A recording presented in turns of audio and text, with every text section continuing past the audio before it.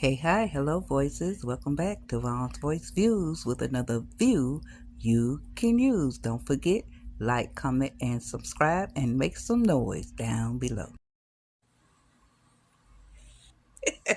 Noisemakers, welcome back.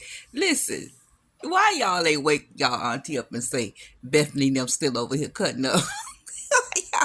Why y'all ain't come get? Why y'all ain't called me? I went to sleep, waking up to these people still cutting up Bethany. All right, noisemakers, let's view this episode and meet at the end for the review. What do you eat? Mom's peach cobbler. Is it good? Good? Does it look like it's good? It do. Look at Larry. Can I have some? I know. Why? We already talked about this. This is mine. I just want a small piece. Matter of fact, you ain't supposed to be eating this time night anyway.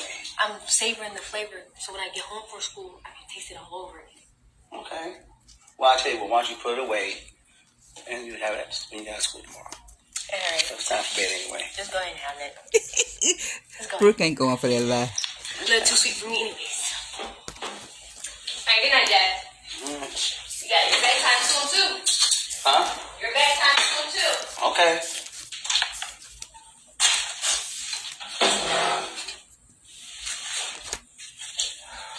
Go ahead, Larry. What are you doing? Just having a little peach cobbler. And where did you get that peach cobbler?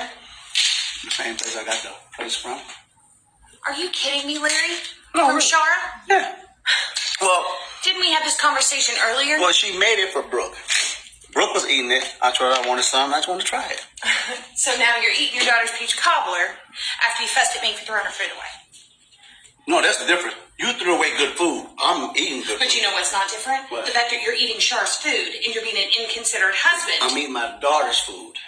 No, it's Shara's food that Shara she didn't made. make this for me. She made it for a client. She gave Brooke some. I like peach cobbler, so Well, then why don't you just put that in the trash or put it in the fridge and I'll make some peach cobbler. tonight.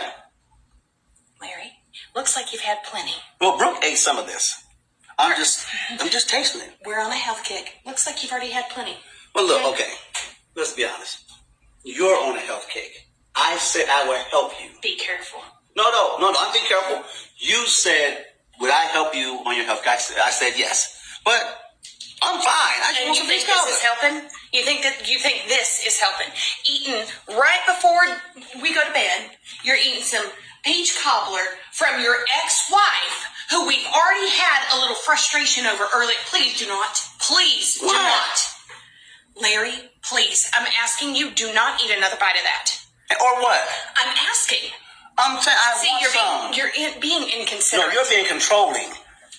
Why? By telling you how it feels that you are eating your ex-wife's food I'm that eating she my gave to daughter. your daughter, Right. not to you. She didn't give it to me. Brooke said I could have some, so I'm just having a little bit of it. I don't see the problem. You should once I tell you what the problem is. Well, what's the problem with me? You know, you wonder why we have so much stress and why we're arguing so much. Because of a peach cobbler? It's the principle. It's your ex-wife that made that, and you brought it into our house first of all. And then Well, Brooke brought it into the house. I didn't. you brought her into the house with another plate of food, and now you're eating the other plate of food that she brought.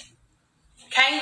You're in the wrong once again with your ex-wife's food, and you decide to do it even though you know it's going to irritate me.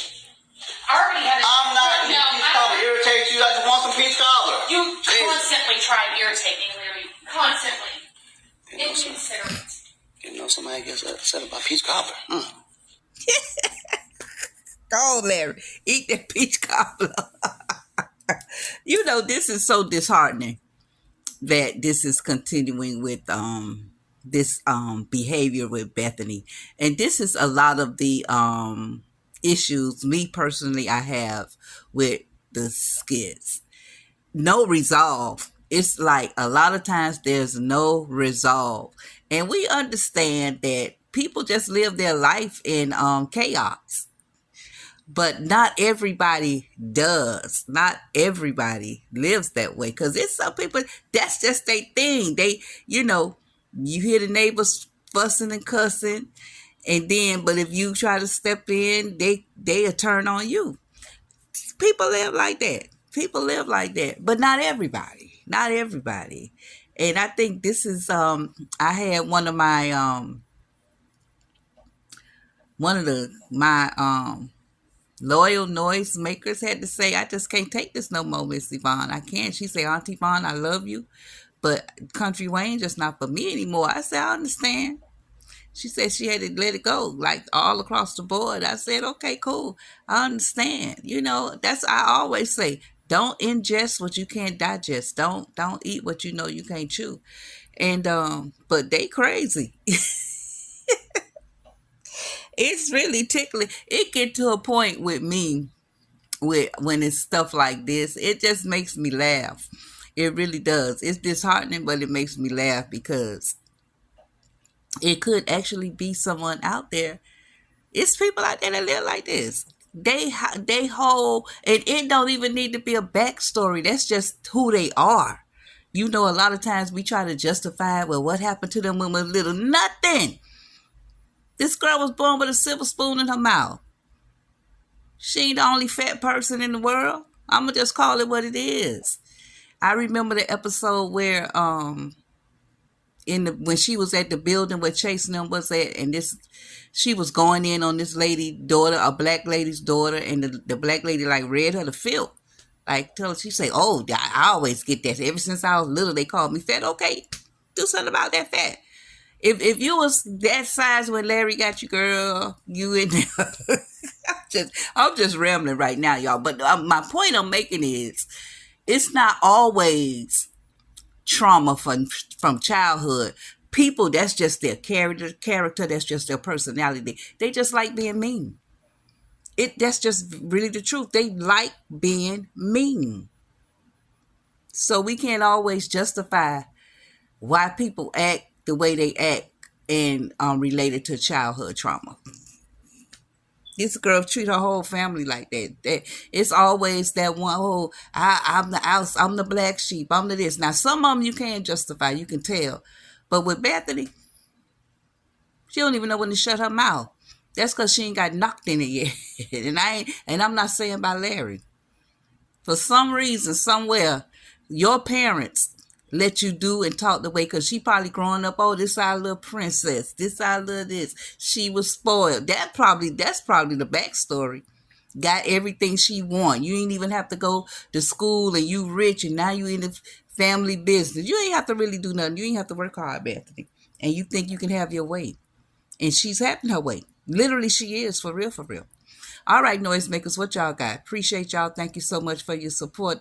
Blessings to all who have just crossed over into the community. Pray y'all have a blessed and prosperous day. Appreciate you. Thank you all for your support. Don't forget, like, comment, and subscribe. And I'm out. Getting ready to get this morning started with work. Catch up with y'all later.